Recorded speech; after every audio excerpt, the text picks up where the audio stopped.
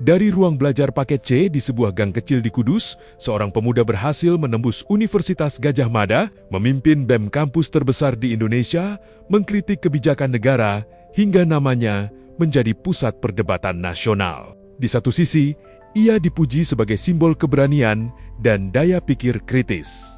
Di sisi lain, ia diterpa berbagai tudingan, menjadi sasaran kontroversi, bahkan terseret ke ranah hukum. Lalu siapa sebenarnya Tio Ardianto? Dan benarkah semua ini berawal dari sebuah tempat bernama Omah Dongeng Marwah? Untuk memahami sosok Tio Ardianto, kita harus kembali ke Kudus, Jawa Tengah. Di Jalan Ngasinan nomor 9, Desa Purworejo, berdiri sebuah pusat kegiatan belajar masyarakat bernama Omah Dongeng Marwah. Sekilas, tempat ini terlihat seperti lembaga pendidikan non-formal pada umumnya. Namun, di balik statusnya sebagai penyelenggara pendidikan kesetaraan paket B dan paket C, tersimpan sebuah filosofi pendidikan yang berbeda dari kebanyakan sekolah. Omah Dongeng Marwah didirikan oleh sejumlah aktivis sosial yang ingin menghadirkan ruang belajar yang lebih dekat dengan realitas masyarakat. Salah satu sosok yang dikenal berada di balik gagasan tersebut adalah Hasan Auni Aziz, mantan aktivis pergerakan yang bersama berbagai elemen masyarakat membangun model pendidikan alternatif di Kudus. Di tempat ini, peserta didik tidak hanya diajarkan mengejar nilai atau sekadar memperoleh ijazah.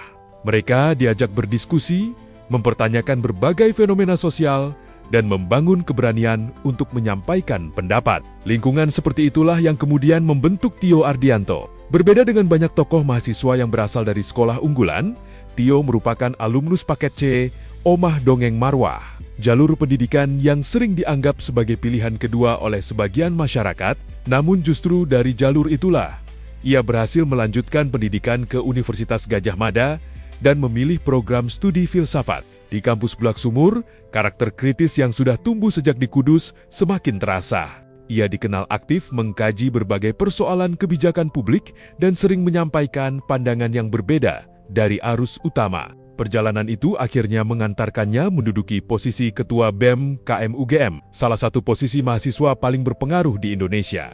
Nama Tio kemudian semakin dikenal luas ketika ia melontarkan kritik terhadap program makan bergizi gratis. Menurut Tio, penggunaan istilah gratis dalam program tersebut perlu diperdebatkan karena anggaran program berasal dari pajak yang dibayarkan masyarakat. Makan bergizi gratis ini, bergizi saja tidak, apalagi gratis. Kata gratis itu kan pengkhianatan luar biasa pada rakyat. Karena mereka bekerja, mengalokasikan anggaran juga difasilitasi oleh uang rakyat. Loh, ketika uang itu kembali ke rakyat dalam bentuk makanan, kok mereka tega-teganya menyebut ini gratis? Rakyat itu membayar itu dengan kerjanya setiap hari, dengan pajaknya setiap hari. Sehingga kita lihat kembali, MBG ini sebagai tidak sebuah program, tapi justru proyek yang begitu jahat.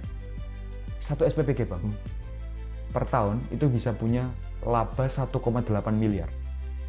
1,8 miliar. Itu satu SPPG. Pandangan itu memicu diskusi panjang sekaligus perbedaan pendapat di ruang publik. Tidak berhenti di situ. Langkah Tio membawa kritik tersebut ke tingkat internasional membuat sorotan terhadap dirinya semakin besar. Sejak saat itu, ia tidak lagi hanya menjadi aktivis kampus, melainkan figur yang terus diperbincangkan di media sosial maupun berbagai forum publik. Namun sorotan terhadap Tio berubah menjadi lebih serius ketika muncul cerita yang menyerupai adegan film investigasi. Pada pertengahan Juni 2026, Tio mengaku menemukan 2 alat pelacak yang menempel di mobil Toyota Fortuner yang sedang digunakannya. Awalnya ia hanya menerima notifikasi perangkat asing yang bergerak mengikuti perjalanannya. Namun, setelah melakukan pemeriksaan, ditemukan sebuah alat berbentuk kotak bermagnet yang terpasang di bagian bawah kendaraan. Yang mengejutkan, setelah alat pertama dilepas, notifikasi serupa masih terus muncul. Pemeriksaan kedua kemudian dilakukan. Hasilnya, ditemukan lagi alat lain berbentuk lingkaran pipih yang ditempel di area kendaraan menggunakan perekat hitam. Temuan tersebut langsung memicu berbagai spekulasi dan menjadi perbincangan luas di media sosial. Ini ya? Ya, betul. Wah. Teman-teman sekalian, bisa dilihat, ini adalah alat pelacak yang namanya PPX Finder. Saya tahu ini karena muncul di notifikasi ponsel saya. kemudian tadi kita cari dan kita temukan alat pelacak ini ada di bawah kendaraan. Dipasang entah oleh siapa, tapi yang jelas ini adalah satu kejadian yang sangat menjijikkan, yang menunjukkan betapa menjijikannya juga rezim yang hari ini sedang berkuasa. Kita yang mengkritik untuk perbaikan bangsa dengan ketulusan cinta justru dibalas dengan ancaman dan mara bahaya. Mari rekan-rekan kita pastikan bahwa semakin ditekan, semakin melawan, semakin diteror, semakin gacor, semakin diintimidasi, direpresi, maka semakin cepat hari-hari revolusi. Terima kasih Pak Prabowo.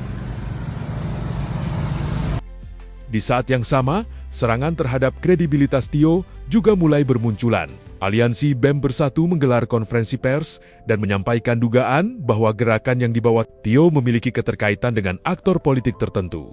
Sorotan terutama mengarah pada kendaraan yang digunakan Tio, serta sejumlah relasi yang disebut-sebut memiliki kedekatan dengan tokoh politik maupun purnawirawan militer.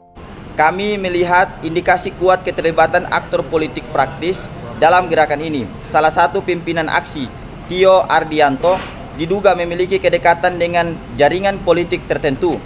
Mobil Fortuner yang digunakan diduga terdaftar atas nama Siti Nuraini, adik Letjen TNI Purnawirawan Setio Sularso, yang merupakan besan Jenderal TNI Andika Perkasa, tokoh tim pemenangan Ganjar Pranowo pada Pilpres 2024. Dugaan ini diperkuat kehadiran politisi PDIP Perjuangan Andi Wijayanto di tengah masa aksi.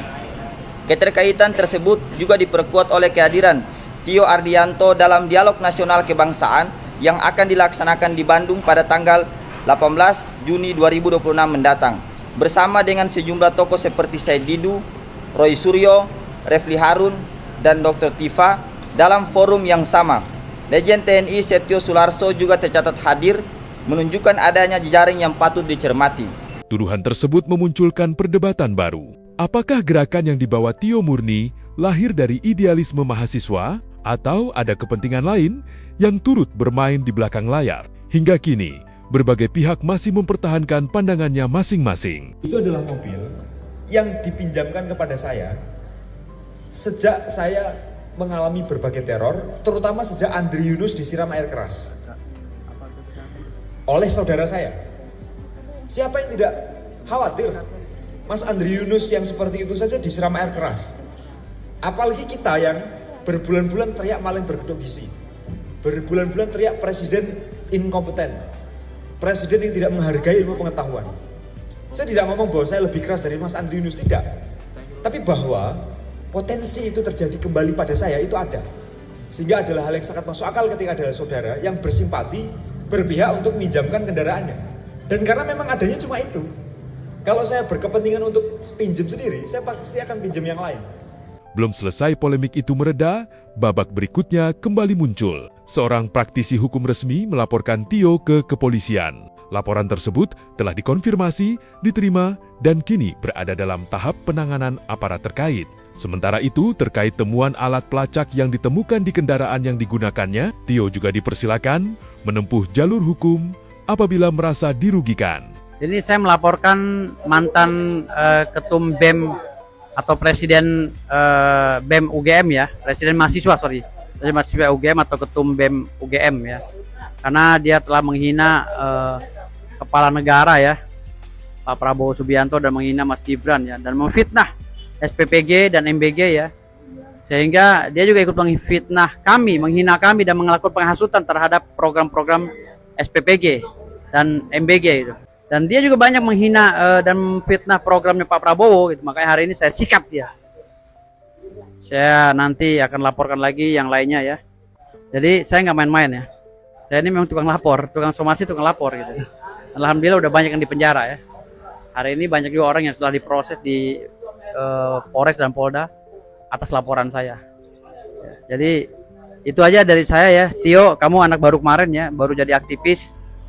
Kritis boleh, tapi jangan menghina, jangan menyerang pribadi Pak Prabowo ya. Jangan menghina Mas Gibran. Kalau kamu menghina, saya sikat kamu. Kamu tahu saya kan? Kamu saya sikat. Saya juga mahasiswa sama kayak kamu ya. Saya sampai sekarang masih kuliah.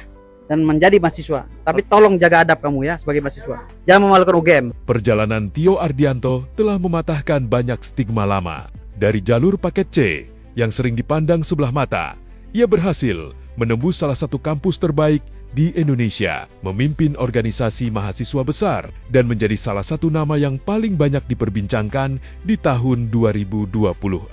Apakah ia akan dikenang sebagai sosok idealis yang konsisten menyuarakan kritik? Ataukah berbagai tudingan yang mengiringinya akan mengubah cara publik memandang dirinya? Waktu yang akan menjawab.